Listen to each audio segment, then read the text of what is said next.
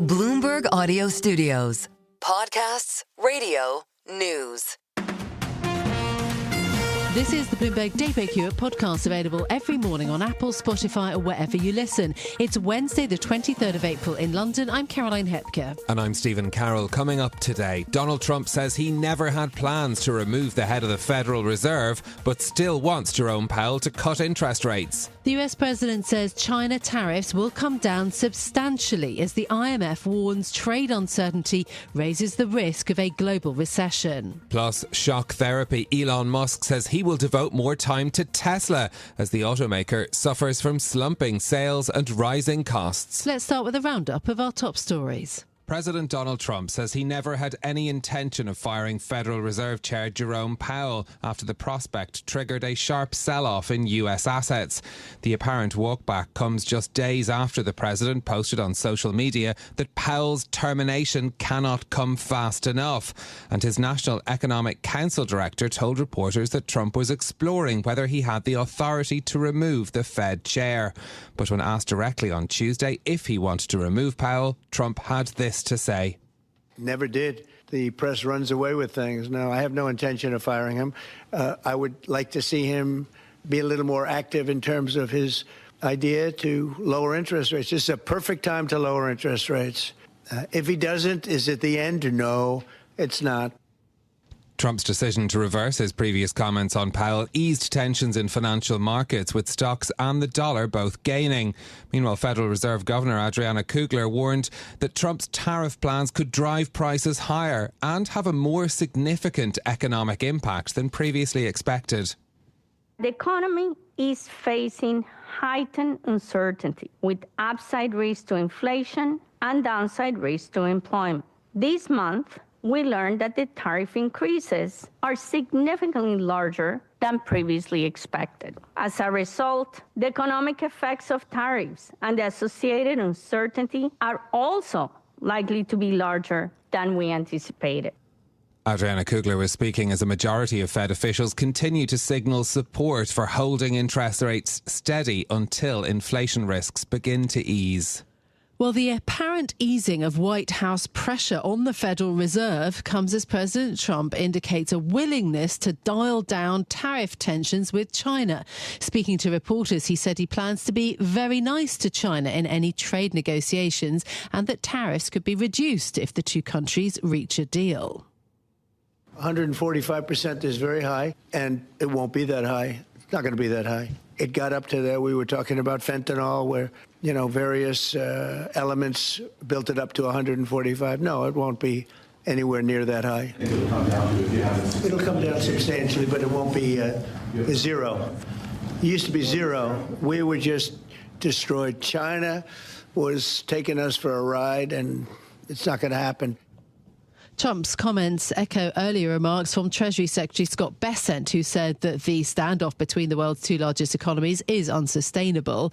Top Chinese officials, including the central bank governor and finance minister, are in Washington for World Bank and IMF meetings this week. It's understood that the gatherings could offer a key opportunity for US and Chinese officials to reconnect and revive trade discussions. The International Monetary Fund has slashed its global growth forecast and warns that the trade war could spark even more economic pain. The IMF now expects global GDP to grow by 2.8% versus its 3.3% estimate previously. That will be the worst year for the economy since COVID and the financial crash. It's the IMF's managing director, Kristalina Georgieva, told Bloomberg the risk of a global recession is growing. If we have this cloud of uncertainty coming lower and lower, making it difficult for the business community and for households to take decisions, we could have a self-inflicted injury that I guarantee you we would regret.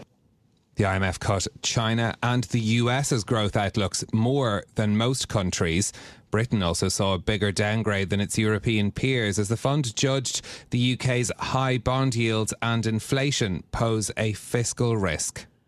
UK Chancellor Rachel Reeves says that she will defend British interests when she meets her US counterpart, Scott Bessent, for the first time. The pair are set to discuss a trade agreement and the new US tariffs on the sidelines of those IMF meetings. Bloomberg's James Woolcock has more. London has long hoped its close relationship with the US and trade deficit will give them a boost in talks. We're starting to see how that's shaping up. The UK is hoping for changes to car and drugs levies, which will hit a quarter of all their exports to America. And the Wall Street Journal report Washington wants changes to UK food safety rules. That's the same demand that collapsed trade talks in Trump's first term. But the Journal adds that the negotiating position may yet change, and the final call will come from the US President himself. In London, James Woolcock, Bloomberg Radio. The Financial Times reports that Russian President Vladimir Putin offered to freeze the war in Ukraine along current front lines during a recent meeting with Trump envoy Steve Witkoff. European officials remain wary, warning it could be a tactic to draw Trump into broader Russian demands. The report comes as US, European and Ukrainian officials meet in London today to discuss Ukraine's future, with Trump's envoy Keith Kellogg representing the US. Ukrainian President Volodymyr Zelensky is also seeking a meeting with Trump at the Vatican on Saturday during the Pope's funeral. Trump has warned he may walk away if no deal is reached. Elon Musk has vowed to devote more time to Tesla and step back from his stint leading the US Department of Government Efficiency. The news follows calls from investors and analysts for the CEO to refocus on the electric car company, which is struggling with slumping sales and rising costs. Musk says his workload with the government department will decrease. Starting probably in next month, May, my time allocation to DOGE will drop significantly. I'll have to continue doing it for, I think, probably the remainder of the president's term, just to make sure that the waste and fraud that we stop does not come roaring back. Tesla CEO Elon Musk speaking there to analysts yesterday. Now, the stock rose on the news in extended New York trading, rallying from an initial lukewarm reaction to the carmaker's first quarter results. Tesla reported adjusted earnings of 27 cents per share for the first quarter, below the average analyst estimate, while backing off its earlier prediction that sales would return to growth this year. Intel is expected to announce plans to cut over 20% of its staff this week. Bloomberg understands the chipmaker is aiming to eliminate bureaucracy as part of new CEO Lip-Bu Tan's turnaround plan. The cutbacks follow an effort last year to slash about 15,000 jobs, a round of layoffs announced in August. Intel has struggled to keep up with rivals, including Nvidia, after 3 straight years of sales declines. Those are our top stories for you this morning. Looking at the markets, President Trump softening on China tariffs and Jerome Powell puts risk back on the front foot. The S&P 500 E-mini futures this morning are up by 1.5%. European equity futures also higher, 1.7% now. The Hang Seng index in Hong Kong jumping 2.5%. The Nikkei 225 up by 1.7%. The US dollar jumped the most in 2 weeks yesterday, rising 0.5%. And we add to that overnight, we're up another 0.1% this morning. Treasuries rally, 30-year yield dropped 8 basis points earlier this morning. That's the biggest drop in yields in 3 weeks. And gold has retraced. And we were talking yesterday about powering through those record highs in the early session. But actually this morning we're down another 1% after a 1.3% decline yesterday. So those are the markets. In a moment, we'll bring you more on what Donald Trump has said that's given markets some cause for relief. Plus, we'll get the details of what we learned from Tesla's earnings.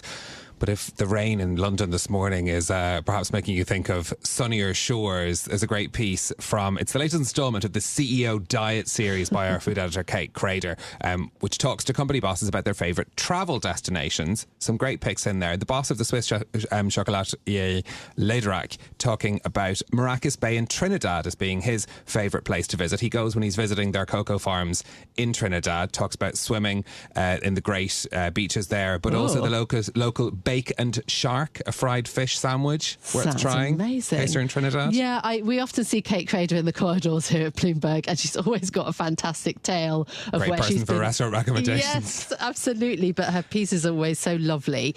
And George Graham of the fashion platform Wolf and Badger picking, of course, where else but Venice. Yeah, and some tips to avoid the tourist crowds in Venice as well. Very useful too. You'll find a link to the story in the show notes for the Bloomberg Daybreak Europe podcast.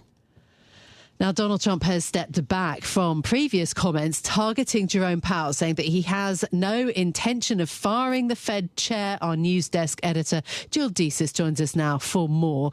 Good morning, Jill. How much of a softening of the position is this by President Trump? Good morning. Well, it's hard to, see what he's just said about how he never had any intention of firing him and then not just look back to what Trump was saying last week when he was writing on his Truth Social platform that Powell's termination cannot come fast enough. He was calling Powell a major loser. So it does feel like certainly a pretty dramatic shift in tone from where we stood at the end of last week. We also at that time had the director of the National Economic Council for Trump, Kevin Hassett, tell reporters that Trump was studying the question of whether he was able to fire Powell. So, regardless of whether something happened to kind of shift Trump's mindset a little bit, it does seem like he's certainly toned down some of that rhetoric, at least for the time being, on Powell. News that's been welcomed by markets, who are also getting some relief from President Trump's comments that he said he plans to be very nice to China in trade talks. How much is that going to help to de-escalate the trade war? Well, the big question is what that actually means and how that actually sort of, renders itself as a trade relationship between the United States and China. So as of right now, Trump has placed 145% duties on Chinese shipments. China has, fairly substantial duties in response that it's put on U.S. goods being shipped. So you ultimately do have these incredibly high tariffs right now, although I would point out that there are certainly several exceptions, including some exceptions for computers, popular consumer electronics. So, at least from like sort of an industry by industry basis, you already do have some attempts to kind of pare back some of those really big headline tariffs. Now, in terms of what Trump's actually talking about when it comes to being nice to China, he's suggested that the tariff rates would come down substantially, but it wouldn't be zero. At this point, I think it really does matter how these talks actually go and what kind of agreement these two countries can ultimately come to, because as we've heard from Trump, he's really, really big on rhetoric. We'll have to see whether he actually sticks with that or how exactly these negotiations go. Yeah, indeed. So more uncertainty there. Meanwhile, the IMF warning of the economic impact of tariffs. How bad does that look?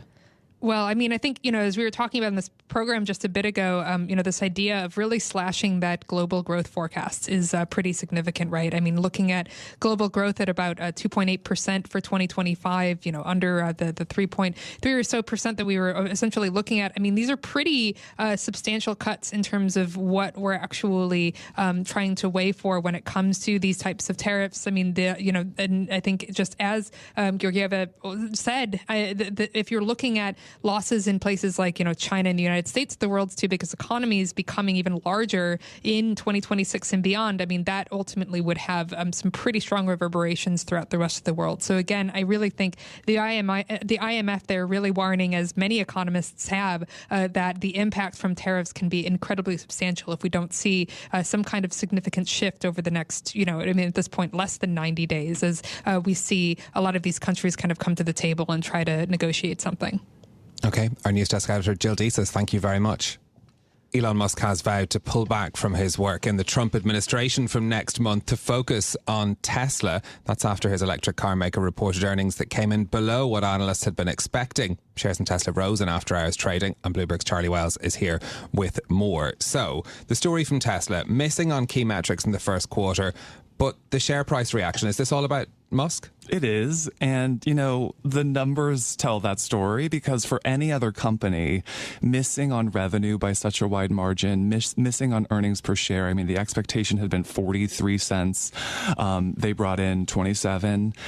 For any other company, this would have spelled doom in the stock market. But it was those comments from Musk about peeling back work on Doge and refocusing on Tesla that really helped the share price extend gains in that late trading. And this is something that analysts had been asking for, right? They've been talking, kind of leading up to this earnings call about how he needed to come back. He needed to kind of step away from some of the political positions that he's been taking that have really prompted backlash to the products. Well, will Musk refocus on Tesla? Will that be enough to turn the business around? Because it's not as if he said he was walking away from Doge, and he has, as we know, many business interests. Yeah, if you look back not just to some of the indicators on Tesla's performance during Doge, but even stepping back a couple years, you can see, say, in California, which is kind of traditionally, maybe not so much anymore, but traditionally Tesla's heartland, registrations of EVs